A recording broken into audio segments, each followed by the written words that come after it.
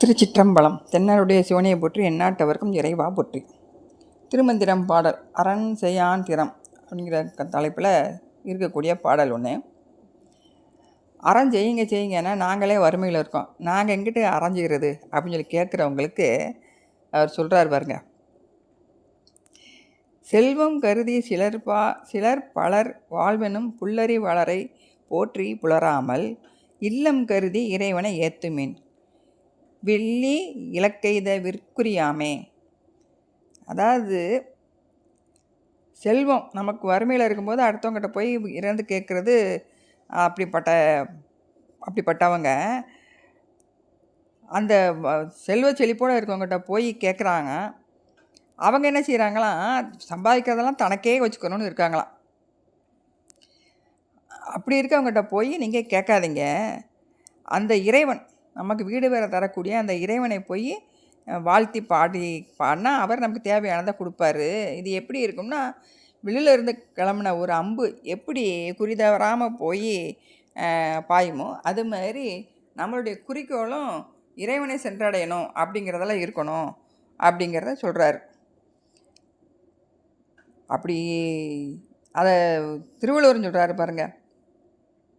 கனவுல கூட அவங்க தன் வச்சுருக்க பொருளை மறைச்சி வைக்கணும்னு நினைக்க மாட்டாங்களாம். அப்படி இருக்கவங்ககிட்ட போய் கேளுங்க, அதுவே உங்களுக்கு பெருமை, அடுத்தவங்களுக்கு கொடுத்த மாதிரி பெருமையை கொடுத்தது அப்படின்னு சொல்கிறாரு.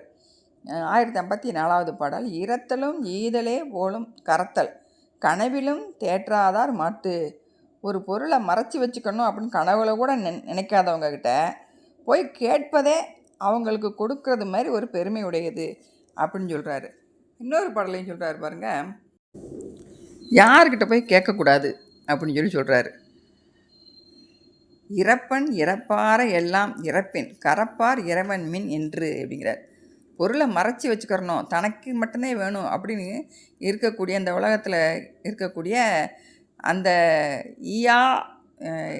என்ன சொல்கிறது, உலோபிக்கிட்ட போய் கேட்காதீங்க, அதுவே பெருமையுடையது அப்படின்னு சொல்லி சொல்கிறாரு. இதை நம்ம சுந்தரமூர்த்தி சுவாமிகள்னு சொல்லுவார் பாருங்க. தம்மையே புகழ்ந்திச்சை பேசினும் சார்க்கினும் தொண்டர் தருகேலா பொய்மையாளரை பாடாதே எந்த புகழூர் பாடுமே புலவீர்கள் இம்மையே தரும் சோறும் கூரையும் ஏத்தலாம் இடர்கெடலுமா அம்மையே சிவலோகம் ஆள்வதற்கு யாது மகிழ்வளையம்பர்.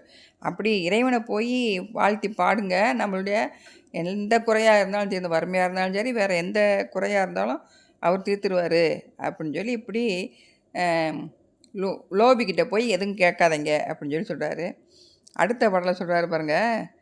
கனிந்தவர் ஈசன் கலலடி காண்பர் துணிந்தவர் ஈசன் துறக்கம் தாழ்வர் மலிந்தவர் மாலும் துணையும் ஒன்று இன்றி மெலிந்த சினத்தினுள் வீழ்ந்து ஒளிந்தாரே. பொருள் வச்சுருக்கவங்களாக இருந்தாலும் சரி, பொருள் இல்லாத ஏழையாக இருந்தாலும் சரி, அவங்க அன்பால் இலகிய மனமுடையவங்களாக இருக்கணும். அப்படி இருந்தவங்க தான் இறைவனுடைய திருவடியை சென்று அடையக்கூடிய அந்த தகுதிக்கு இருக்குது அப்படின்னு சொல்லி.